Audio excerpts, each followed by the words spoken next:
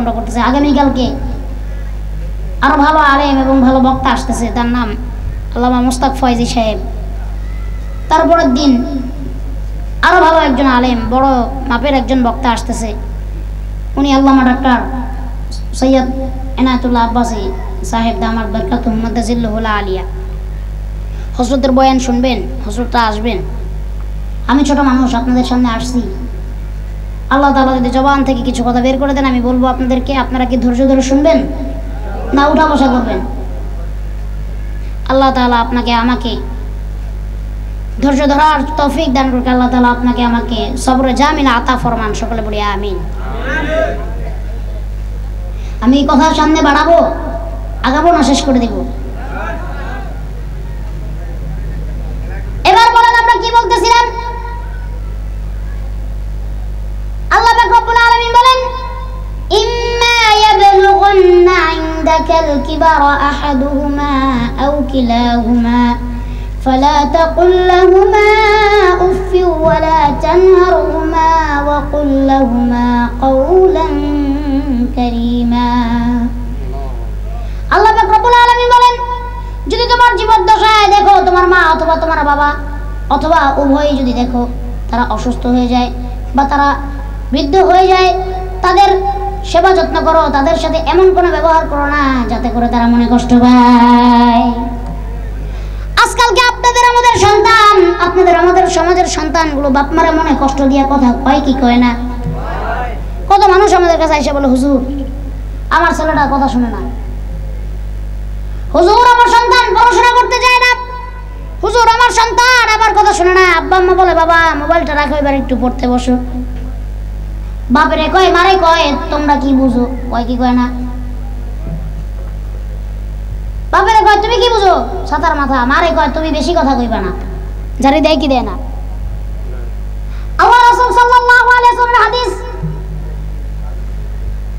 আল্লাহ নবী হযরত মুহাম্মদুর রাসূলুল্লাহ সাল্লাল্লাহু আলাইহি ওয়াসাল্লাম ইরশাদ করেন, তুমি যদি আল্লাহকে খুশি করতে চাও তাহলে তুমি তোমার মা বাবাকে খুশি করো,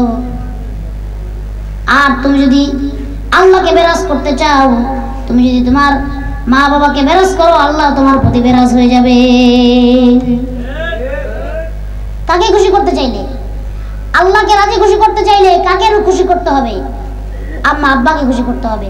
আল্লাহ তাআলা প্রথমেই বলেছেন, আমার সাথে কারোকে শিরক করো না, আর তোমার মা বাবার প্রতি সৎ আচরণ করো। সুবহানাল্লাহ বলেন না?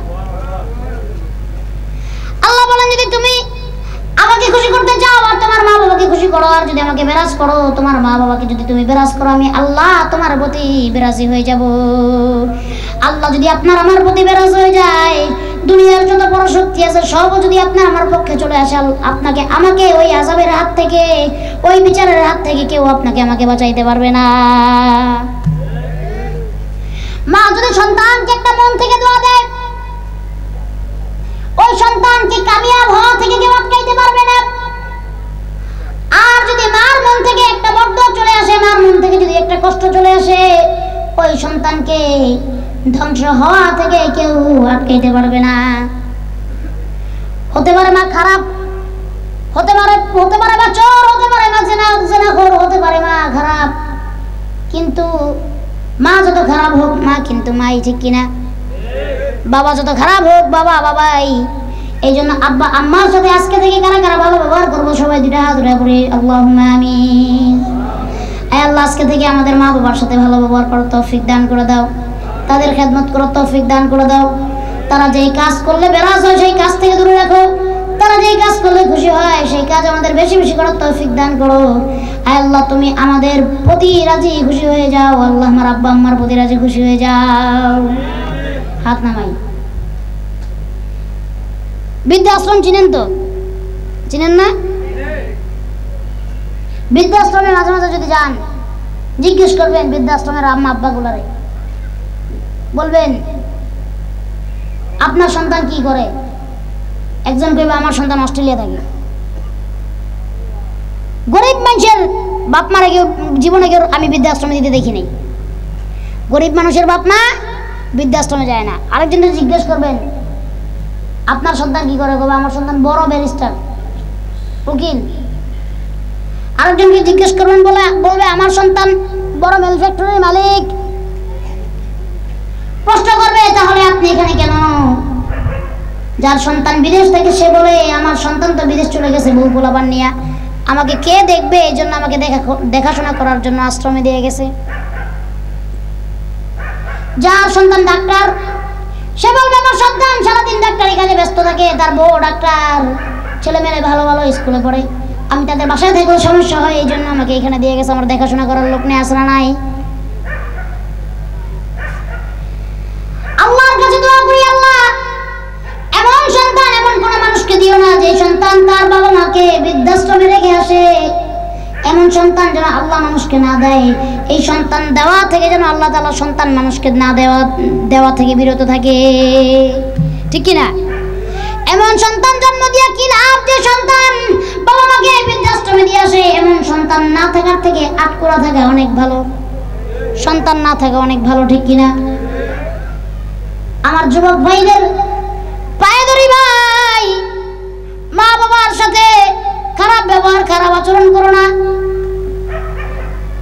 মাকে যদি তুমি খুশি করতে পারো, মাকে যদি তুমি রাজি করতে পারো, আমার আল্লাহ তোমার প্রতি রাজি হয়ে যাবে। আল্লাহ দুনিয়ার কোনো জায়গায় বেহেশতের কথা বলে নাই। আল্লাহ বলেছে বান্দা তোমার মার পায়ের নিচে আমি তোমার বেহেশত দান করেছি, তোমার মার খেদমত করে তোমার মাকে খুশি করে যদি দুনিয়া থেকে যাইতে পারো, আমি আল্লাহ তোমার মায়ের উসিলায় তোমাকে জান্নাত দিয়ে দিব।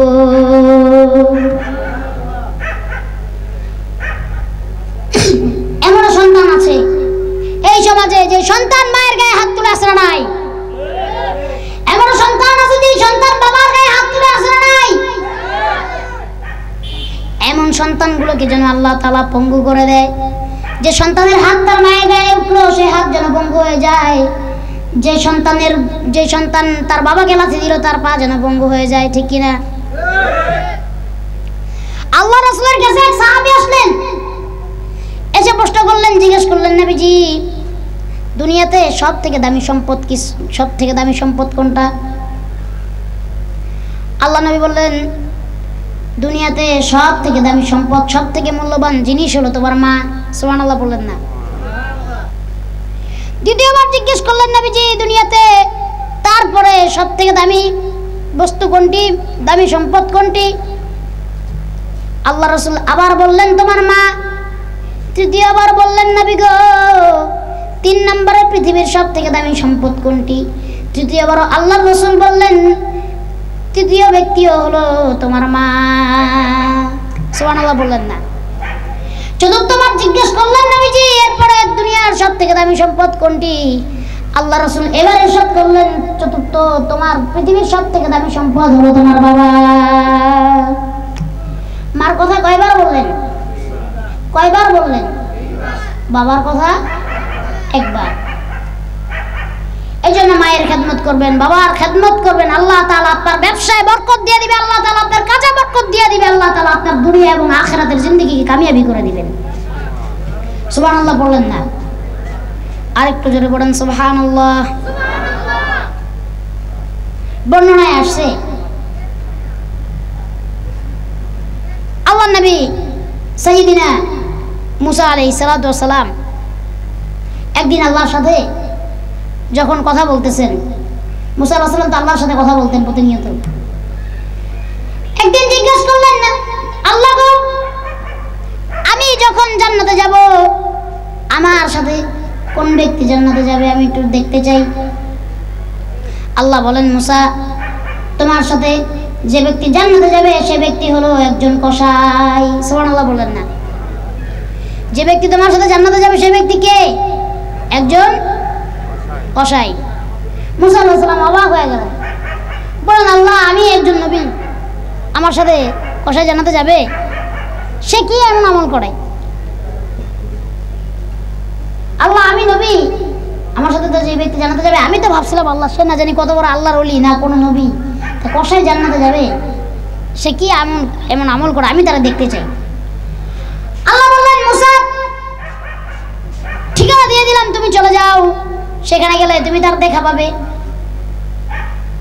আল্লাহ নবী মুসা আল্লাহর কথা মতো যে বাজারের কথা আল্লাহ বললেন সেই বাজারে মুসা আলাইহিস সালাম চলে গেলেন। যাওয়ার পরে দেখতে পেলেন একজন কসাই, তার দোকানদারি প্রায় শেষ সময়, সে 1-2-3 টুকরা গোশত তার ব্যাগের ভিতরে ভরে সে রওনা করেছে। প্রতিমধ্যে কসাইকে আল্লাহ নবী মুসা বললেন, আমি একজন মুসাফির, আজকে কি আপনার সাথে আমাকে একটু মেহমানদারি করানো যাবে? কসাই বললেন, কেন না, আপনি মুসাফির, আপনাকে আমি মেহমানদারি অবশ্যই করাবো। আসেন আজকে আমার বাসায় আপনার দাওয়াত, আমার সাথে চলেন। মুসা আলাইহিস সালাম বলেন, কসাই আগে আগে হাঁটে আর আমি পিছে পিছে হাঁটি। কিছু সময় যাওয়ার পরে যখন কসাইয়ের ঘরে যেয়ে আমি পৌঁছাইলাম, কসাইয়ের দরজায় আমি দাঁড়াইলাম। কসাই ঘরের ভিতরে ঢুকে দেখলাম এক বৃদ্ধ মহিলা দোলনাতে শুয়ে আছে, দোলনাতে দুলতেছে। কসাই সর্বপ্রথম ওই বৃদ্ধ মহিলাকে দোলনা থেকে উঠাইয়া তার জামা কাপড়গুলি পরিবর্তন করে পরিষ্কার করে দিলেন, আর আবার সুন্দর করে দোলনা পরিষ্কার করে দোলনায় রেখে দিলেন। আর ওই গোশতগুলো সুন্দর করে রান্না করে ওই বৃদ্ধা মহিলাকে খাইয়ে দিচ্ছেন। ওই গোশতের ঝোলগুলি বৃদ্ধা মহিলা খাচ্ছেন, আর মুখটা বিড়বিড় করে নাড়িয়ে নাড়িয়ে কি যেন দোয়া করতেছেন। এবার মুসা আলাইহিস সালাম বলেন, ও ভাই, এই বৃদ্ধা মহিলাকে? কসাই বলে, ইনি আমার মা। প্রতিদিন যখন আমি এনার খেদমত করি, খেদমত করার পরে উনি আমাকে প্রত্যেক দিন একটা দোয়া করে। সুবহানাল্লাহ বলেন। মুসা আলাইহিস সালাম বলেন, কি দোয়া? কয়, ভাই শুনতে চাইেন না, আমার মা আমার জন্য একটা পাগলা দোয়া করে, এই দোয়া শুনলে কেউ বিশ্বাস করবে না। বল, কি এমন দোয়া আপনার মা আপনার জন্য করে বলেন তো? বলে, আমার মা আমার জন্য প্রতিদিন দোয়া করে, আল্লাহ গো, যে সন্তান আমাকে এত ভালোবাসে, আমাকে এত মহব্বত করে, আমার এত খেদমত করে, আল্লাহ এই জামানার নবী, এই জামানার পয়গম্বর আল্লাহর নবী মুসার সাথে আমার সন্তানটাকে তুমি জান্নাত দিয়ে দিও। মুসা আলাইহিস সালাম এবার বলেন, এবার আমি বুঝতে পেরেছি কেন আল্লাহ পাক রব্বুল আলামিন তার মায়ের দোয়া কবুল করেছেন এবং তাই সে আমার সাথে জান্নাতে যাবে। এবার ওই বৃদ্ধা মহিলাকে যে জিজ্ঞেস করেন, ও বৃদ্ধা মা, আপনি যে আপনার সন্তানের জন্য দোয়া করেন যে মুসা নবীর সাথে জান্নাতে যাবে, আপনি কি মুসা নবীকে কখনো দেখছেন? বৃদ্ধা মহিলা বলে, না, সে আমাদের পাশেই থাকে, কিন্তু আমি তাকে কখনো দেখি নাই। মুসা আলাইহিস সালাম বলেন, আপনি তাকে কখনো দেখেন নাই, আপনার সামনে এই যে বসা আমি আল্লাহর নবী মুসা, আল্লাহ আপনার দোয়া কবুল করেছে। আল্লাহ পাক রব্বুল আলামিন আপনার দোয়ার বদৌলতে আপনার সন্তানকে আমার সাথে জান্নাতে একসঙ্গে দিবেন। সুবহানাল্লাহ বললেন না? মায়ের দোয়ায় জান্নাতে যাওয়া যায় কি যায় না? আরো জোরে বলেন, যায় কি যায় না? মায়ের দোয়া বলেন, মায়ের বরদোয়া নেবেন না, ঠিক কিনা? মায়ের খেদমত করতে হবে। আল্লাহ তাআলা আমাদের সকলকে আম্মা আব্বার খেদমত করার তৌফিক দান করুন। সকলে বলি আমিন। আরো জোরে বলে আমিন। আজকে একটা আফসোসের বিষয়, আজকে যাদের মা নাই, মা না থাকার কষ্টটা যার নাই সে বুঝে যে আমার মা নাই। আজকে কে যেন, কার জন্য মা নাই, কে যেন আর মায়ের আদর পায় না। এত কষ্ট করে মা সন্তান যত্ন করে লালন পালন করে, আজকে যার মা নাই সে বুঝে দুনিয়াটা কত বড় স্বার্থপর, দুনিয়াটা কত কঠিন। আল্লাহ রাসূল বলেন, আমার ওই ব্যক্তির জন্য সব থেকে বেশি মায়া লাগে যে আমার মতো ছিল এতিম। আমার নবী জন্মের আগে বাবা হারাইছেন, আমার নবী জন্মের আগে বাবা হারাইছেন, আর জন্মের পরে মাকে হারাইছেন 6 বছর বয়সে। আমার নবী বলেন, যারা আমার মতো এতিম আর যারা এতিমের মাথায় হাত বুলায় সে যেন আমার মাথায় হাত বুলায়, আর ওই কিয়ামতের দিন আমি মা হারা বাবা হারা এতিমগুলোর জন্য আল্লাহর কাছে সুপারিশ করব। আজকে যেই ভাইয়ের মা নাই সে জানে মা হারাবার বেদনা কতটুকু। আজকে যেই ভাইয়ের বাবা নাই সে জানে বাবা হারাবার বেদনা কতটুকু। আজকে যদি মা বাইচা থাকতো, মা মরার পরে ভাই অবহেলা করে, বোন অবহেলা করে, বাবা অবহেলা করে, দুনিয়াতে আল্লাহ তাআলা এমন একজন দয়া দিয়ে মায়া দিয়ে দুনিয়াতে পাঠাইছেন যে কখনো সন্তানকে অবহেলা করে না, তার নাম হইল মা। আজকে কার জানি মা নাই, বছরের পর বছর হয়ে গেছে, মা বলে আর ডাক দিতে পারে না, মা আর সন্তান বলে ডাক দেয় না, মা আর বলে না বাবা রাত্র তো বেশি হয়েছে, তোমার জন্য আমি ভাত বেড়ে রাখছি, তুমি খাও। রাত্র যখন গভীর হয়ে যায়, মানুষ যখন বাড়িতে ফিরে, বিবি ঘুমায়, সন্তানগুলো ঘুমায়, বাবা ঘুমায়, ভাই বোন সব ঘুমায়, কেউ খবর রাখে না, কেউ জানতে চায় না আপনি আমি বাড়িতে গিয়েছি কিনা। কিন্তু যত রাতেই আপনি আমি বাড়িতে ফিরি, যাই দেখবেন একজন লোক, একজন জনম দুঃখিনী আপনার আমার পথ চেয়ে আপনার আমার অপেক্ষায় দরজাটার সামনে বসে থাকে। 10 বার গেটে নক করার পর বিবি ঘুম থেকে উঠতে চায় না, সন্তান ঘুম থেকে উঠতে চায় না, একবার শুধু পায়ের আওয়াজ পাইলেই যে ঘুম থেকে উঠে দরজাটা খুলে দেয়, তার নাম হইল মা। আজকে জানি কার মা দুনিয়াতে নাই, কে যেন মা বলে আর ডাক দিতে পারে না। আপনারা সবাই একবার ডাক দেন তো মা বলে, বলেন তো মা। আরেকবার ডাক দেন তো মা বলে, মা। আরেকটা বার ডাক দেন মা। একবার বাবার নামটা ধরে ডাক দেন বাবা। আরে আজকে কার যেন মাও নাই, আজকে জানি কার বাবাও নাই, যে দুনিয়াতে চির এতিম, তার মতো দুঃখে দুনিয়াতে আর কেউ নাই। মা হারা বাবা হারা সন্তান, যেই দিকে যায় ওই দিকে আজকে মানুষ অবহেলা করে। মা মরে গেলে বাবা যখন আরেকটা বিবাহ করে নিয়ে আসে, সেই মা হয়ে যায় সৎ মা, সেই মা ও সন্তানকে দেখতে পারে না। নিজের সন্তানগুলোকে আদর যত্ন করে খাওয়াইলেও ওই পরের সন্তানটাকে আদর যত্ন করে খাওয়ায় না। নিজের সন্তানগুলোর খবর রাখলেও পরের সন্তান তার খবর রাখে না। নিজের সন্তানগুলোর সুন্দর করে গোসল করাইয়া দেয়, জামা কাপড় পরাইয়া দেয়, আর ওই যে আরেক মহিলা সন্তান দেখে মারা গেছে, সেই সন্তানের খোঁজ খবর নেয় না। একমাত্র তারাই বুঝতে পারে মা হারাবার যন্ত্রণা কতটুকু। আল্লাহর কাছে দোয়া করি, আল্লাহ এমন জনম দুঃখিনী মা বাবা যার দুনিয়ায় নাই, আয় আল্লাহ এই মার কবরটাকে তুমি জান্নাতের বাগান বানাইয়া দিও।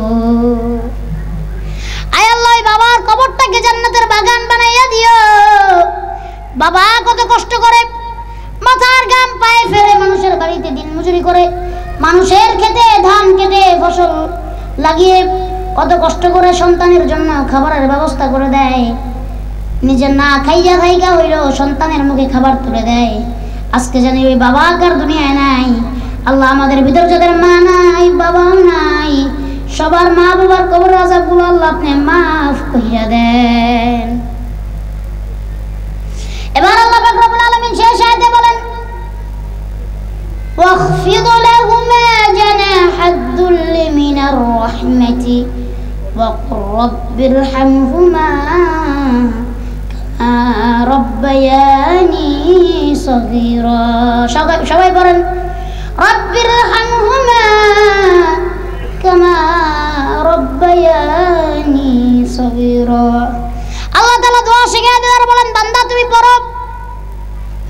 আর বান্দা আল্লাহর কাছে বলবে, আল্লাহ আমার মা দুনিয়ায় নাই, বাবা দুনিয়ায় নাই, আল্লাহ আমার মা আমার বাবা আমাকে যেভাবে ছোটকালে লালন পালন করেছে, আল্লাহ একইভাবে তুমি আমার মা আর তুমি আমার বাবাকে লালন পালন করো। সুবহানাল্লাহ বলবেন না? আল্লাহ তাআলা আমাদের মা বাবার খেদমত বলি বেশি বেশি করার তৌফিক দান করুন, সকলে বলি আমিন। আল্লাহ তাআলা মা বাবাকে রাজি খুশি করার তৌফিক দান করুন, সকলে বলি আমিন। আল্লাহ যাদের মা নাই বাবা নাই সকলের আব্বা আম্মার কবর আযাবগুলো আল্লাহ মাফ করে দেন, সকলে বলি আমিন। সত্যি কথা বলেন, মায়ের মতো আপন দুনিয়ায় কেউ আছে? বাবার মতো আপন দুনিয়ায় কেউ আছে? মায়ের মতো দেখা যায় অনেক মানুষকে, কিন্তু মা নাই, ঠিক কিনা? মায়ের মতো আদরও কেউ করে না, মায়ের মতো ভালো কেউ বসে না। আল্লাহ যারা মা হারা বাবা হারা তাদেরকে তুমি মাফ করে দাও, সকলে বলি আমিন। এবার আসেন, মায়ের খেদমত করলে কি ফায়দা হয়েছে আমরা শুনছি। এবার আসেন, মাকে কষ্ট দিলে আল্লাহ তাআলা কি করে এটাও আমরা শুনব। এক দফা মক্কায় হজের সময় হজের সময় অনেক বেশি লোক হয়েছে। অনেক বেশি লোক হওয়ার পরে ওই হজে ওইবার জুনাইদ বাগদাদি রহমাতুল্লাহ আলাইহি, আল্লাহর বড় ওলি, যার নামের পরে বাগদাদি, বাগদাদ শহরের, ইরাক শহরের আল্লাহর ওলি জুনাইদ বাগদাদি রহমাতুল্লাহি আলাইহি হজে গিয়েছেন। ওইবার হজে অনেক বেশি লোক হয়েছে। তো উনি চিন্তা করতেছেন ঘুমানোর আগে চিন্তা করতেছেন, ঘুমায় চিন্তা করতেছেন যে আল্লাহ এইবার হজে অনেক লোক হয়েছে, আল্লাহ মনে হয় এইবার হজে যত লোক এসেছে সবার হজ গুলি আল্লাহ কবুল করে নেবেন। সুবহানাল্লাহ বলেন না?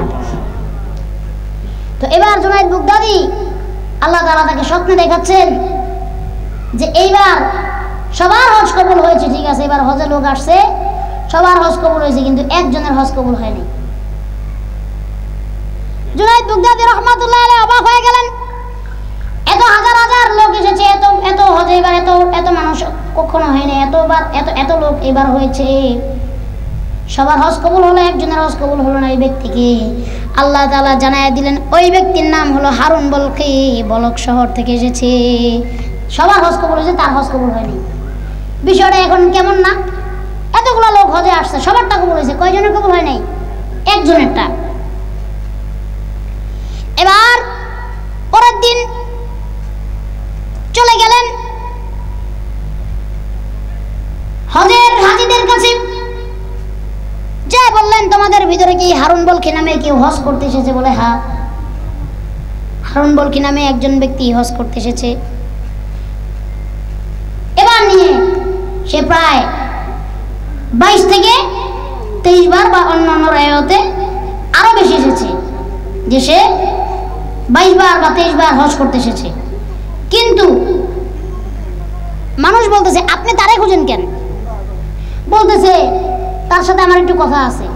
বললো সে তো অনেক আল্লাহ বলা মানুষ, সারা রাত্র তাহাজ্জুদ পড়ে, সারাদিন নফল পড়ে, সারা রাত্র তাহাজ্জুদ পড়ে, সারাদিন নফল পড়ে, আর আল্লাহর জিকিরই করতে থাকে, সারাদিন নামাজ পড়তে থাকে, রাত্রেবেলা নামাজ পড়তে থাকে। একজন আল্লাহ বলা মানুষ, আপনি তারা খুঁজেন কেন? এইবার তো জুনাইদ বাগদাদি রহমাতুল্লাহ আলাইহি আরো অবাক হয়ে গেলেন, কিরে এই ব্যক্তি সারা রাত তাহাজ্জুদ পড়ে, দিনের বেলা নফল নামাজ পড়ে, আল্লাহ সবার হজ কবুল করছে, এই লোকের হজ আল্লাহ কবুল করো না কেন? শুধু তাই নয়, লোকগুলো আরো বলতে লাগলেন সে অনেক সম্পদওয়ালা ব্যক্তি ছিলেন, আল্লাহর রাস্তায় সব কিছু তিনি দান করে দিয়েছেন, এখন সারা রাত তাহাজ্জুদ পড়ে, দিনের বেলা নফল পড়ে, আর সারা দিন আল্লাহর জিকির করে, আপনি তারে খুঁজেন কেন?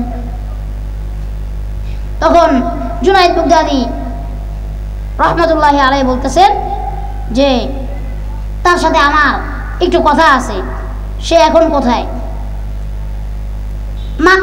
মালিক ইবনে দিনার রহমাতুল্লাহ আলাইহি বলতেছেন তার সাথে আমার কথা আছে, সে এখন কোথায়? বলতেছে তাকে আপনি পাহাড়ের উপরে যান, সে তার খাইমা লাগায় বসে আছে, তাঁবুটা নিয়ে বসে আছে, ওইখানে তাকে পাবেন। এবার নিয়ে এসে এতবার হজে এসেছে, এবার মনে মনে চিন্তা করে 23টা হজ করেছে, 24 নম্বর হজ আল্লাহ পাক রব্বুল আলামিন কবুল করেন নাই। যাই এবার তার সামনে যখন গেলেন, যাই দেখলেন সে নামাজরত অবস্থায় আছেন, নামাজ শেষ হলো, ভালো করে লক্ষ্য করলেন, এবার তাকে সালাম দিলেন, বললেন আসসালামু আলাইকুম, আপনার নাম কি হারুন বলকি? বলে হ্যাঁ আমার নাম হারুন বলকি, আপনার নাম কি? মালিক ইবনে দিনার। সুবহানাল্লাহ বলেন না? বলে আমি তার নাম হারুন বলকি এটা জানি, আল্লাহ আমার সত্য জানেছেন, যে আমার নাম মালিক ইবনে দিনার সে কেমনে জানলো? এবার সে অবাক হয়ে গেল, আপনি আমার নাম কিভাবে জানলেন? বলে আমি আপনার নাম জানি, তার কিছু কারণ আছে, আমি এইবার নিয়ে 24 বার হজ করতে এসেছি, আগে 23 বার করেছি, এবার 24 নম্বর হজ। প্রতিবার হজ করি, আর যখন আমি তাওয়াফে বিদা করি বা হজের বিদায় নিতে যাই, তখনই যেই কোনো একজন আল্লাহর ওলি প্রতিবার এসে আমাকে বলে যায় এইবারও তোমার হজ আল্লাহ তাআলা কবুল করেন নাই। আমি যখন প্রত্যেকবার কি করি, সবার থেকে বিদায় নেই, আল্লাহর ঘর তাওয়াফ করি, আল্লাহর ঘরে আমি চুমু খাই, আমি নফল পড়ি। আমি যখন বিদায় নেই প্রত্যেকবার তাওয়াফে বিদায় করার সময় আমাকে কোনো এক আল্লাহর ওলি এসে বলে যায় তোমার হজ এইবারও কবুল হয় নাই। মালিক ইবনে দিনার রাহমাতুল্লাহি আলাইহি জিজ্ঞেস করলেন এর কারণ কি? বললেন কারণ জানতে চাইবেন না তাহলে আপনি আমার উপর রাগান্বিত হবেন। বলে না, আপনি বলেন। মালিক ইবনে দিনার রাহমাতুল্লাহি আলাইহি লক্ষ্য করলেন তার একটা হাতও নাই। এবার বলতে লাগলেন আমি বড় সম্পদওয়ালা লোক ছিলাম, সব সম্পদ আল্লাহর রাস্তায় দান করে দিয়েছি। আমার অনেক কিছু ছিল প্রতিপত্তি, সব আমি আল্লাহর রাস্তায় দিয়ে দিয়েছি। আমার একটা গুনাহের জন্য আমি আল্লাহর কাছে আজও অনুতপ্ত। বলে কি গুনাহ? রমজান মাস ছিল, আমি রোজাও রাখি নাই, মদ খেয়ে এসেছি। এসে আমার মাকে বলেছি আমার খিদা লাগছে, আমার খাবার দাও। আমার মা চুলার ভিতর রুটি বানাচ্ছিল আর আমাকে বলতে লাগলো একটু তো শরম কর, সারাদিন রোজাও তুমি রাখো না, আবার মদ খেয়ে এসে আমার থেকে রুটি চাও, তোমাকে কোনো খাবার দেওয়া হবে না। আমি মদ খাওয়া অবস্থায় ছিলাম, অচেতন ছিলাম, আমার রাগ উঠে গেল। আমার মাকে আমি একটা থাপ্পড় দিয়েছি। আমার মা ওই জ্বলন্ত চুলার আগুনের ভিতরে পড়ে গিয়েছে। আমার মা আগুনের ভিতরে পড়ে গিয়ে ছটফট করতে লাগলো। সবাই মিলে আমাকে ধরে বেঁধে একটা ঘরের ভিতরে আটকে রাখলো। আমার পরের দিন যখন ঘুম ভেঙেছে, ঘুমের থেকে আমি উঠে দেখি আমার বিবি ব্যাগ গুছাচ্ছে, আমার বিবি সব জামা কাপড় গুছিয়ে নিচ্ছে। বিবিকে জিজ্ঞেস করলাম কোথায় যাও? বিবি বলে যেই সন্তানের হাতে তার মা খুন হয় ওই সন্তানের সাথে, ওই স্বামীর সাথে আমি ঘর করতে চাই না। বলে কি আমার মা মারা গেছে? বলে হ্যাঁ, তুমি যখন কালকে মদ্যপান অবস্থায় তোমার মাকে তুমি থাপ্পড় মেরেছো, তোমার মা ওই চুলার আগুনের ভিতরে পড়ে তোমার মা মৃত্যুবরণ করেছে। বলে তোমরা আমার মাকে মাটি দিলে, আমাকে একবার ডাকো দিলে না? বলে তোমার মা মরার সময় বলে গেছে এই সন্তান যেন আমার কবরে মাটি পর্যন্ত না দেয় আর আমার জানাজায় যেন না দাঁড়ায়। এমন স্বামীর সাথে আমি সংসার করব না যে ছেলের হাতে তার মা খুন হয়। বিবি এবার চলে গেলেন। মা এবার হারুন বলখি তার ঘর থেকে বের হয়ে কাঠার কোঠারি নিয়ে যেই হাত দিয়ে তার মার গায়ে হাত তুলেছে, নিজের হাত নিজে কোপ দিয়ে দ্বিখণ্ডিত করে ফেলেছে। নিজের সব অর্থ সম্পদ, সব প্রতিপত্তি সব দান করে দিয়েছে। সারা রাত তাহাজ্জুদ পড়ে, দিনের বেলা নফল পড়ে, 24 বার এইবার নিয়ে হজ করে। আল্লাহর কাবা ঘরে চুমু দেয়, হাজারে আসওয়াদে চুমু দেয়, কিন্তু প্রত্যেকবারই এক আল্লাহর ওলি এসে বলে যায় তোমার হজ কবুল হয় নাই। এই কারণে আমার হজ কোনোবারই কবুল হয় নাই, কারণ আমি আমার মাকে মেরে ফেলেছি। মালিক ইবনে দিনার এই কথা শোনার পরে অনেক রাগান্বিত হয়ে গেলেন এবং তাকে লানত করতে লাগলেন। এবার মালিক ইবনে দিনার রাহমাতুল্লাহি আলাইহি অনেক রাগ করলেন আর বললেন এইবার কেন? তুমি যদি আরো 100 বার হজ করো আল্লাহ তোমার হজ কবুল করবে না, তুমি জাহান্নামে যাওয়ার জন্য প্রস্তুত হও। এই কথা বলে উনি চলে আসলেন। এবার যখন উনি আবার ঘুমিয়ে গেলেন, এবার উনি স্বপ্নে দেখতেছেন আল্লাহ তাআলা মালিক ইবনে দিনার রাহমাতুল্লাহি আলাইহিকে বলতেছেন মালিক ইবনে দিনার তুমি কেন হারুন বলখিকে কষ্ট দিলা? কেন তুমি তাকে বললা যে সে জাহান্নামে যাবে? মালিক ইবনে দিনার বলেন আল্লাহ গো, যেই ব্যক্তির হাতে তার মা কোন হয়, যে সন্তানের হাতে, ওই সন্তান কিভাবে মুক্তি পাবে? আল্লাহ বলে হ্যাঁ, ওই সন্তান মুক্তি পেয়ে যাবে, কারণ কিয়ামতের ময়দানে যখন তার বিচারের জন্য তার মাকে ডাকা হবে আর তার জাহান্নামের ঘোষণা হবে আর তাকে জাহান্নামের দিকে টেনে টেনে আযাবের ফেরেশতারা নিয়ে যাবে, আর যখন সে এক কদম জাহান্নামের দিকে যাবে আর পিছন দিকে তাকাইয়া কান্না করতে থাকবে, আর যখন ডাক দিবে মা এই দেখো তোমার সন্তানকে ওরা জাহান্নামে নিয়ে যাচ্ছে, মাগো জাহান্নামে নিয়ে আমাকে আগুনের ভিতরে ফেলে দিবে, মা আমি তো সহ্য করতে পারবো না, এই দেখো মা তোমার সন্তানকে ওরা জাহান্নামের আগুনে পোড়াবে। আর ওই মা তখন সহ্য করতে না পেরে আল্লাহর কাছে বলবে আল্লাহ আমি আমার সন্তানকে, আমি আমার হারুন বলখিকে মাফ করে দিলাম, আল্লাহ আপনিও আমার সন্তান হারুন বলখিকে মাফ করে দেন। এই জন্য মার সাথে বেয়াদবি করে, মার মনে কষ্ট দিয়ে, বাবার মনে কষ্ট দিয়ে যদি কোনো সন্তান একবার না, দুইবার না, 100 বার হজ করে, ওই সন্তানের হজ কবুল হবে না। আল্লাহ পাক রব্বুল আলামিন আমাদের বুঝার, আমল করার তৌফিক দান করুক, আব্বা আম্মার খেদমত করার তৌফিক দান করুক। সকলে বলছি আল্লাহুম্মা আমিন। প্রায় 12:30 বেজে যাচ্ছে। আমি আমার আলোচ্য বিষয় আর লম্বা করব না, আপনাদের সাথে আর কিছু কথা বলে ইনশাআল্লাহ আমি আখেরি মোনাজাত করে দিব। আপনারা থাকবেন তো ইনশাআল্লাহ শেষ পর্যন্ত? কথাগুলি শুনবেন তো ইনশাআল্লাহ? আল্লাহ শোনার তৌফিক দান করুক। আমার আলোচ্য বিষয় শেষ, আমি আপনাদের সাথে আর কিছু কথা বলে শেষ করে দেবো। আল্লাহ আমাকে বলার তৌফিক দান করুক। সকলে বলছি আল্লাহুম্মা আমিন। এবার আসেন, আমাদের সমাজে বর্তমানে যে অবস্থা, আমাদের বাংলাদেশের বর্তমানে যে প্রেক্ষাপট, মানুষ দিন দিন গোমরাহির পথে যাচ্ছে, ঠিক কিনা? যুবকরা গোমরাহির পথে যাচ্ছে, মানুষ দিন দিন গোমরাহির পথে যাচ্ছে। আমরা চাই আগামীর বাংলাদেশ হোক কোরআনের বাংলাদেশ, ঠিক কিনা? আমরা চাই আগামীর বাংলাদেশ হোক শরিয়ার বাংলাদেশ, ঠিক কিনা? আমরা চাই আগামীর বাংলাদেশ হোক আলেম ওলামার বাংলাদেশ, ঠিক কিনা? কোন দলের প্রতি, কোন রাজনৈতিক দলের প্রতি আমার কোনো ক্ষোভ নাই। আমি শুধু এতটুকু চাই যে এইবারে আপনারা অনেককেই তো সুযোগ দিয়েছেন, ঠিক কিনা? অনেককেই তো দেখেছেন। একটাবার আলেম ওলামার দিকে তাকায় দেখেন। আলেম ওলামাদের ভোট দিলে তারা চুরি করবে না, কাউকে খুন করবে না, গুম করবে না, চাঁদাবাজি না, হাজারি আলেম ওলামা করে না।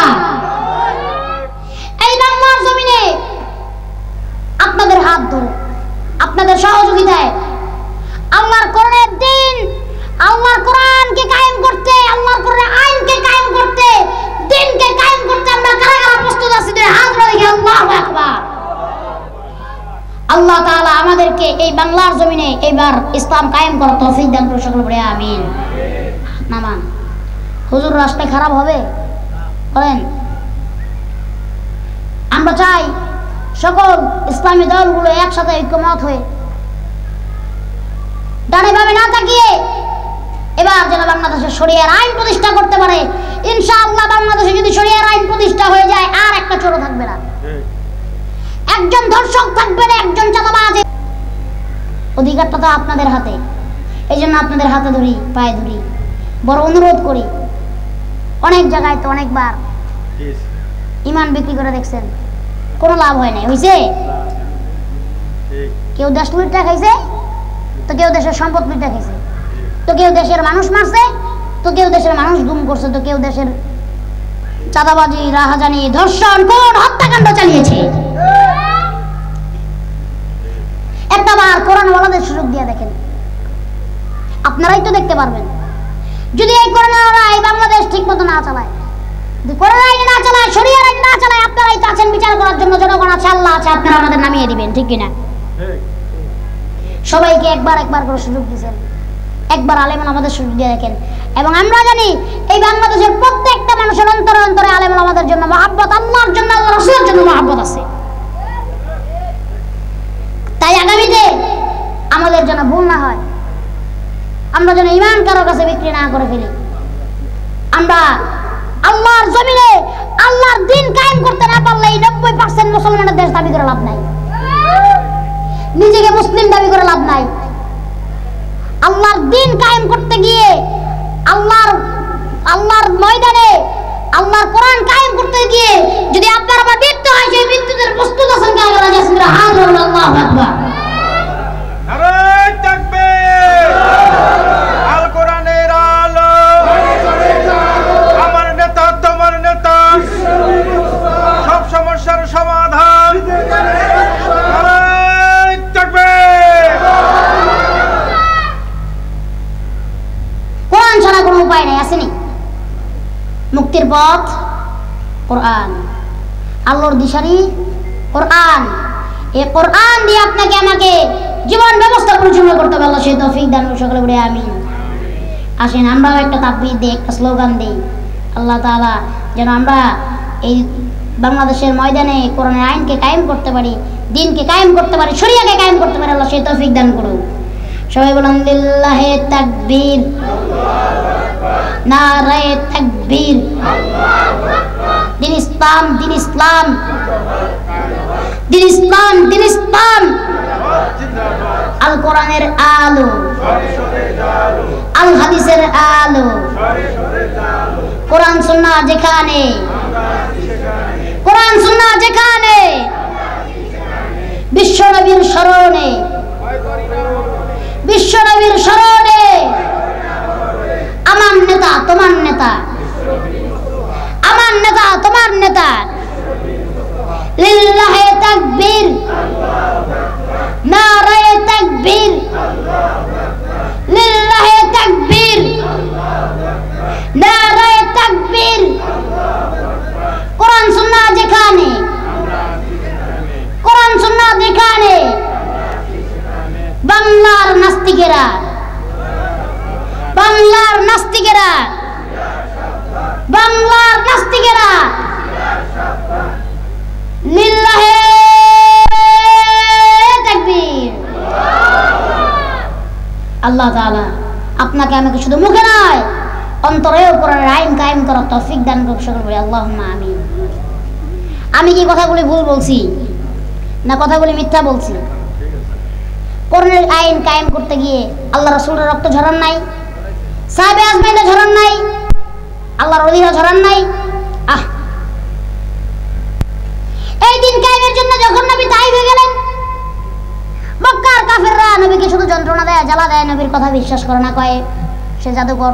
বলছে কি বলে নাই? নবীকে মিথ্যুক, মিথ্যাবাদী, জাদুকর, কত কথাই না মক্কার লোকেরা বলেছে, মক্কার কাফেররা বলেছে। এবার নবী গেলেন তাইফে দিন কায়েমের জন্য, মানুষকে দাওয়াত দেওয়ার জন্য।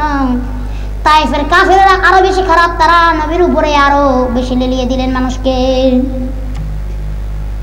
তাইফের যুবকদেরকে, ছোট ছোট বাচ্চাদেরকে লেলিয়ে দিলেন আর বলতে লাগলেন, ওই যে দেখো নবী মুহাম্মদ যায় সাল্লাল্লাহু আলাইহি ওয়াসাল্লাম, সে একজন পাগল, তোমরা তাকে পাথর মারো।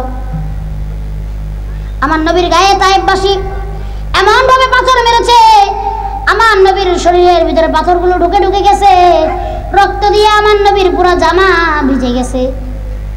আমার নবী পাথরের আঘাত, মাইরের আঘাত সহ্য করতে না পেরে বারে বারে অজ্ঞান হয়ে গিয়েছে। আর ওই কাফেররা আবার যখন হুঁশ ফিরেছে আবার মেরেছে। শেষ যে জায়গায় আমার নবীজির জ্ঞান ফিরেছে, আমার নবীজি বললেন আমাকে 2টা রাকাত নামাজ পড়তে দাও। নবীজি যে ওইখানে 2টা রাকাত নামাজ পড়েছেন, যারা তাইফে গিয়েছেন, এখন ওইখানে একটা মসজিদ আছে, মসজিদে মুহাম্মদ সাল্লাল্লাহু আলাইহি ওয়াসাল্লাম। নামাজ আদায় করার পরে বলে, তাইফবাসী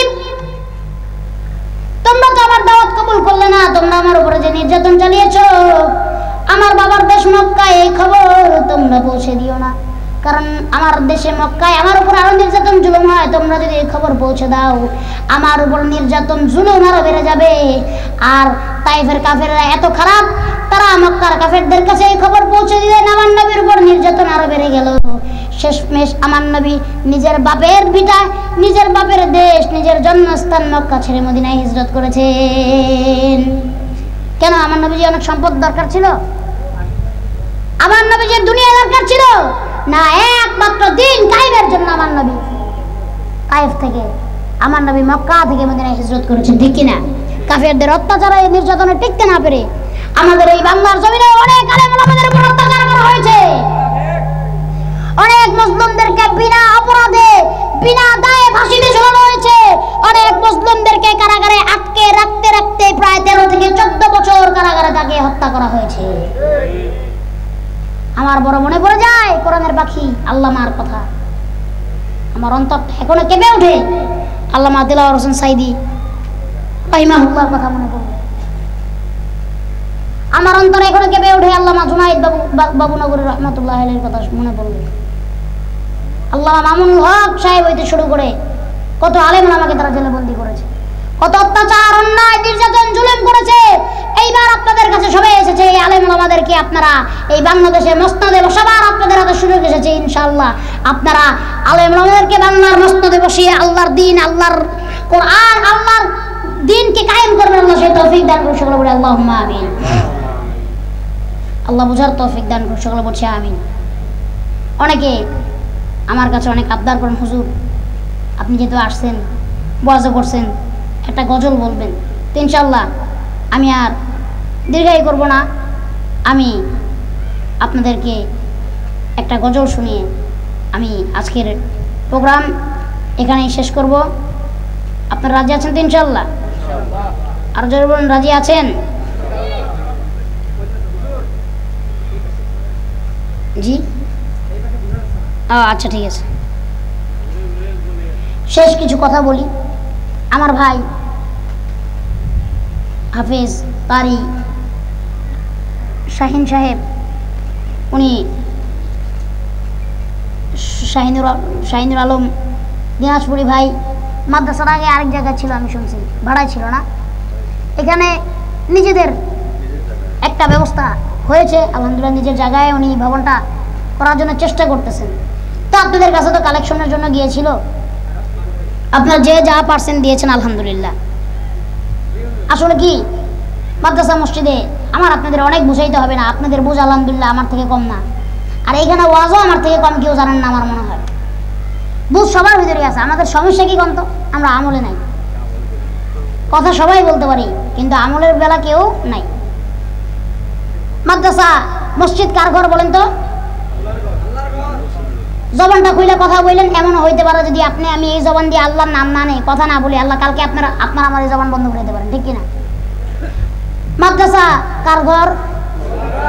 নবীর ঘর। মসজিদ কার ঘর? আল্লাহর ঘর। মাদ্রাসায় কি হয়?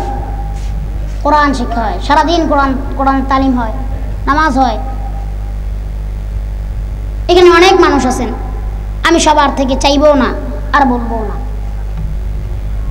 আল্লাহ সবার দান কবুলও করেন না, আবার সবার দান সবার নসিবে থাকে না, ঠিক কিনা? এখানে যে কজনই লোক আছেন, আমার কাছে যেহেতু একটা আবদার আসছে, আমি আপনাদের নৈরাশ করব না। অনেকজন লোক এখানে আছেন, সবার দান আল্লাহ কবুল করবেন না, আর সবাই দান করার মতো মন মানসিকতা সবার নেই। আমি এতগুলো লোক থেকে শুধু 10টা লোক চাই, আমি তো মুসাফির মানুষ, সে ঢাকা থেকে আসছি। 10টা লোক চাই, 1,000 টাকা দিবেন, 1,000 টাকা করে দিবেন। 10 জন লোক হয়তো নগদ দিবেন, নয়তো বা নাম লেখাবেন, ঘোরাবেন না, দিয়ে দিবেন। আমি মুসাফিরের হাতে দিবেন। আমি এই দুটো হাত তুলে আপনার জন্য প্রাণ ভরে দোয়া করব, আল্লাহ তাআলা যেন আপনার এই দানকে কবুল ও মঞ্জুর করে। এবং এই 1 টাকা দানের উসিলায়, 100 টাকা দানের উসিলায়, 1000 দানের উসিলায় আল্লাহ যেন আপনাকে দুনিয়া এবং আখিরাতে আল্লাহ পাক রব্বুল আলামিন ভরপুর কামিয়াবি দান করেন। আমি আপনাদের জন্য দোয়া করব। এতগুলো মানুষের থেকে আমি চাই না, আমি 10টা লোকের থেকে চাই, হোক না হোক, চাই হোক বাকি 10টা লোক আমাকে 1,000 টাকা করে দিবেন। আমি অন্তর থেকে আপনাদের জন্য দোয়া করব। মুসাফির মানুষ, আপনারা দিনাজপুরের মানুষ, অনেক বড় মনওয়ালা, সহজ সরল। আমি বাংলাদেশের যত জেলায় ঘুরেছি, দিনাজপুরের মতো সহজ সরল বা উত্তরবঙ্গের মতো সহজ সরল মানুষ আমি কোথাও দেখি। এখানকার মানুষগুলো মাটির মানুষ, তারা মাটির সাথে সম্পর্ক বেশি। ব্যবসা বাণিজ্য, ধান চাষ। আপনি দিবেন? আপনার নাম দেখছেন? মাওলানা জিকরুল হক সাহেব 2000 টাকা দিবেন। আল্লাহ কবুল করুক, সকলে বলি আমিন। আল্লাহ আরো দেখ, আল্লাহ ওনাকে আরো দেখ, যাকে আল্লাহ দিছে সেই তো আল্লাহ রাস্তা দেয়। সহসভাপতির নাম মোহাম্মদ মাহাতাব সাহেব। আজকের মাহফিলের সম্মানিত সহসভাপতি মাহাতাব সাহেব দিবেন 1000 টাকা। আপনার নাম? মমিনুদ্দিন। ওনার পরিচয় বলেন, ওনার পরিচয়। আজকের মাহফিলের সম্মানিত সভাপতি মমিনুদ্দিন সাহেব নগদ 2000 টাকা দান করেছেন। আল্লাহ কবুল করুন, সকলে বসে আল্লাহুম্মা আমিন। আমার 3 জন লোক হয়ে গেছে, আমি আর 7 জন লোক চাই। তারপরে আমি আপনাদের একটা গজল শোনায় মনোজাত করে দিব। আর এই যে লোকগুলা উঠে গেছে, যে লোকগুলা, আচ্ছা বলেন, যার কপালে হেদায়েত নাই, সেনাবাহিনী দিয়ে যদি এখানে ঘেরাও করে দাঁড়া করান, সে হেদায়েত পাবে? বলেন পাবে? যার কপালে হেদায়েত আছে সে যদি এখানে সারা রাত মাহফিলে বসে থাকবে, ঠিক কিনা? যার কপালে হেদায়েত নাই বিডিআর, সেনাবাহিনী, পুলিশ দিয়ে হেদায়েত দেওয়া যাবে না, ঠিক কিনা? হেদায়েত সবার কপালে লেখা নাই। 3 জন লোক পেয়ে গেছি, আর 7 জন লোক। একজন একজন করে একটু বলেন, আল্লাহ আসান করে দেখ। সকলে বলি আল্লাহুম্মা আমিন। এই কথায় হযরত আলী রাদিয়াল্লাহু তাআলা,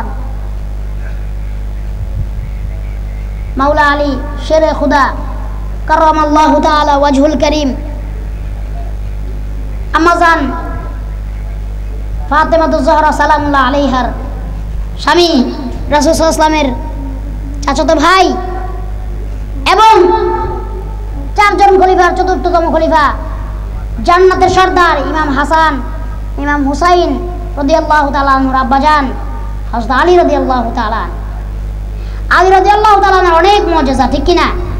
উনি একাধারে নবীর চাচাতো ভাই, একই বংশের, আর একাধারে কি রাসূলের জামাতা। আলী রাদিয়াল্লাহু তাআলা একদিন ফাতেমা রাদিয়াল্লাহু তাআলা অসুস্থ ছিলেন, তো উনি আলী রাদিয়াল্লাহু তাআলা আনহুকে বললেন, স্বামী আমার একটা পেঁপে খাইতে মন চায়। কি মানুষ জ্বর হইলে পেঁপে খায় না? পেঁপে, পাকা পেঁপে। আপনি যদি বাজার যান আমার জন্য নিয়ে আসবেন। আলী রাদিয়াল্লাহু তাআলা বাজারে গেলেন, একটা পেঁপে খরিদ করলেন ভালো দেখে। রাস্তায় আসার সময় প্রতিমধ্যে একজন ভিক্ষুক উনি এসে বললেন, আমি খুবই ক্ষুধার্ত, আজকে অনেক দিন যাবত কিছু খাই নাই, তোমার কাছে যদি খাওয়ার মতো কিছু থাকে আল্লাহর রাস্তায় আমাকে দান করো। আল্লাহর রাস্তা যখন বলছে, বিবির কথা চিন্তা করে নাই, ওই পেঁপেটা নিজে দান করে দিছে, বলছে আপনি এটা খেয়ে ফেলেন। কারণ আলী রাদিয়াল্লাহু তাআলা জানেন, আল্লাহর রাস্তায় যদি কেউ 1 টাকা খরচ করে, আল্লাহ পাক রব্বুল আলামিন তাকে 10 গুণ ফেরত দেন। কেউ যদি আল্লাহর রাস্তায় 1 টাকা দেয়, আল্লাহ তাকে 10 টাকা পরিমাণ ফেরত দিয়ে দেন। আজকে বড় বড় ম্যানুফ্যাক্টরির মালিক, বিঘা বিঘা সম্পত্তির মালিক মানুষ কেমনে হয়েছে? এমনি না, তারা দান করছে। আপনারা মনে করেন কেউ সামনে দেয়, কিন্তু না, কেউ পিছেও দান করে, ঠিক কিনা? আলী রাদিয়াল্লাহু তাআলা বাড়িতে পৌঁছালেন, আম্মাজান ফাতেমাতুজ জহরা সালামুল্লাহ আলাইহা জিজ্ঞেস করলেন, স্বামী আপনি আমার জন্য পেঁপে এনেছেন? বললেন, হ্যাঁ এনেছিলাম, কিন্তু প্রতিমধ্যে একজন মুসাফির, একজন ভিক্ষুক দেখা হয়েছে আমার সাথে, সে আমার কাছে ওই পেঁপে খেতে চেয়েছে, আমি তাকে দিয়ে দিয়েছি, বলেছি আপনি খেয়ে ফেলেন। একটু পরে আল্লাহ পাক রব্বুল আলামিন জান্নাত থেকে জিবরাইল আমিনকে দিয়ে 10টা পেঁপে, আল্লাহ জান্নাতি পেঁপে আলী রাদিয়াল্লাহু তাআলা আনহুর জন্য পাঠিয়ে দিয়েছেন। সুবহানাল্লাহ পড়েন। জিবরাইল মানুষের বেশ ধইরা হযরত আলীর কাছে আসছে, আয়েশা বলে, হযরত আলী তুমি আল্লাহর রাস্তায় 1টা পেঁপে দান করেছো, এই নাও আল্লাহ তোমারে 10টা পেঁপে দিয়েছে। আলী রাদিয়াল্লাহু তাআলা গুণে দেখে পেঁপে 10টা না, পেঁপে এখানে আছে 9টা। এবার বলে আল্লাহর পক্ষ থেকে এই পেঁপে হতে পারে না। আল্লাহ বলেন যদি আমার রাস্তায় কেউ 1 টাকা দান করে, আমি তাকে 10 গুণ পরিমাণ আমি আল্লাহ তাকে ফেরত দেই। তাহলে আমি আল্লাহর রাস্তায় 1টা পেঁপে দিয়েছি, আল্লাহ তো আমার 10টা পেঁপে দেওয়ার কথা, আরেকটা কই? জিবরাইল আমিন বললেন, এটা আল্লাহর পক্ষ থেকে এসেছে, আমি আপনাকে পরীক্ষা করতেছিলাম। এই যে আমার হাতের পিছনে আরেকটা পেঁপে, এই নেন 10টা পেঁপে। সুবহানাল্লাহ বলেন। 1 টাকা দান করলে 10 টাকা পরিমাণ আল্লাহ পাক রব্বুল আলামিন ফেরত দেন। আমি 10টা লোক মাত্র চেয়েছি, 3 জন আমি পেয়ে গিয়েছি, আলহামদুলিল্লাহ। আর যে যা দিবেন, 1000 দিলে একটু ভালো হয়। 10টা লোক বলবেন, আমি আর একজন লোকের থেকেও চাইবো না। যদি চাই পরে কইবেন যে বিক্রমপুরী হুজুর মিথ্যা কথা বলছে, জবান দিছে কিন্তু ঠিক রাখেন এই কথা। আরেকটা লোক বলেন, হুজুর আমি 1000 টাকা দিই। মনটা এত কঠিন করেন না। উত্তরবঙ্গের মানুষের মন কিন্তু বড় নরম, ঠিক কিনা? কিন্তু একটু সমস্যা আছে। এরা যদি একবার খেতে পারে, এরা যদি একবার চাইতে যায়, তাইলে আর সহজে ঠান্ডা করা যায় না, ঠিক কিনা? নরম মানুষটা যেতে নাই। একটা লোক দেখবেন খালি বসে রয়েছে, এই লোকের খালি মানুষে পাইলে গেলে উল্টা পাল্টা কয়, দুষ্টামি করে, মস্কারা করে, খালি ঠাট্টা করে প্রতিদিনই। করতে করতে ওই লোকজন বিরক্ত হয়ে গেছে, এবার যখন চেচ্ছে এখন আর থামানো যায় না, ঠিক কিনা? তো উত্তরবঙ্গের মানুষ এরকম, মনটা অনেক নরম, কিন্তু যদি একবার চেতে যায় তাহলে আর থামানো যায় না। আরেকজন বলেন, হুজুর আমি 1000 টাকা দিব, আপনার কাছে দিব, আপনি আমার জন্য দোয়া করবেন। আমি 10টা লোক চেয়েছি, আমি মনোজাত করে দিব, আমার হাতে সময় কম। ওয়ালাইকুম সালাম। দেন তো দেখি।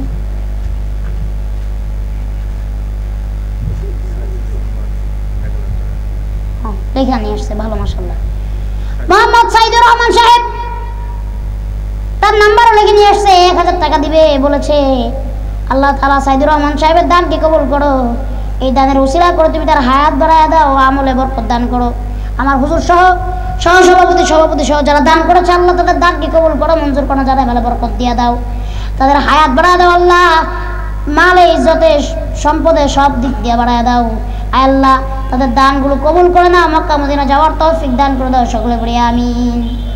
4 জন হয়ে গেছে, এটা কার কাছে? একজন দায়িত্বশীল, আরেকজন বলেন। 4 জন হয়ে গেছে, আর 6 জন। আমি শেষ করে আমি আবার আপনাদেরকে একটা গজল শোনাবো, গজল শুনে মনোজাত করে দিব। আসলে কি টাইমিংটা মিলে নাই, আমি যদি আরেকটু আগে উঠতে পারতাম 10টার দিকে, 10:30 তখন ঠিক ছিল। আমার দিছে নি মাইক 11:30টায়, আর লোকও বুঝে না, মানুষ সব হুজুগে বাঙালি, ওয়াজ শুনতে আসছে, একটু যে শুনবে আল্লাহর কথা এই সময় তাদের কাছে নাই। আরেকটা লোক বলেন হুজুর আমি আর 1000 টাকা দিব, কারোর কাছে জোর নাই, আমি কিন্তু একজনও ধরি নাই। যার মন চাইবে দিবে, যার মন চাইবে দিব না। যার যার সম্পদ, আল্লাহ কার সম্পদ আল্লাহ রাস্তায় কবুল করছে না, আল্লাহ ছাড়া ভালো কেউ জানে না, ঠিক কিনা? আল্লাহু আলাম, আল্লাহ সব থেকে ভালো জাননেওয়ালা কে? আল্লাহ।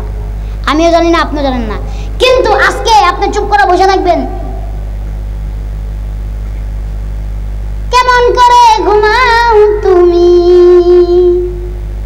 কেমন করে ঘুমাও তুমি, ফজর করে কাজা, এমনও তো হতে পারে জোহরে জানাজা তোমার, এমনও তো হতে পারে জোহরে জানাজা, ঠিক না? এই পৃথিবী ছাড়তে হবে। একটু চিন্তা করে দেখেন, এই যে আমি যে পোশাকটা পরে রয়েছি না, ঠিক কালকে যদি মরে যাই, আমার এই পোশাকটা পর্যন্ত অন্য একজনে দিয়ে দিব। কারোর হাতে আংটি আছে, আংটিগুলি গুলি খুলে নিয়ে যাবে, কারোর জামা কাপড়গুলি মানুষকে দিয়ে দিবে, সম্পদগুলি তো এগুলো বলাই লাগবে না, সন্তানরা ভাগ বাটোয়ারা করে নিয়ে যাবে। আবার এগুলো নিয়ে আমারও করবো, বাপের লাশ ধরে রাখবো, আছে না নাই? মরে গেলে শুধু সাদা কাপড়টা ছাড়া আর একটা কিচ্ছু আপনারা আমার দিবে না।